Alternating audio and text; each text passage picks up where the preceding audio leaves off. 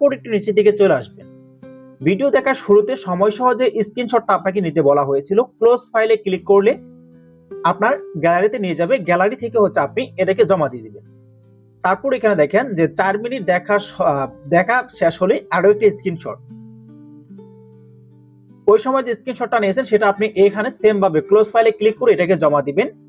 সম্পূর্ণ দেখা হলে তারপর যে আরো একটি স্ক্রিনশট চেয়েছে সেটার আপনি এখানে আরো একটি ক্লিক করে সেই স্ক্রিনশটটা জমা দিয়ে দিবেন। টোটাল আপনি 3টা স্ক্রিনশট জমা দিবেন। আপনি যদি এখানকার নিয়মটা সুন্দর করে পড়ে নেন তাহলে আপনার জন্য কাজটা একদম সহজ হয়ে যাবে। এখানে এগুলো সবকিছু ঠিকঠাক মতো বসানো হয়ে গেলে একদম নিচের দিকে চলে আসলে আপনি এখানে যে থাম্বনেলটা দেখতে পাচ্ছেন এই থাম্বনেলটার সাথে মিল রেখে আপনাকে কাজটা কমপ্লিট করতে বলা হয়েছে।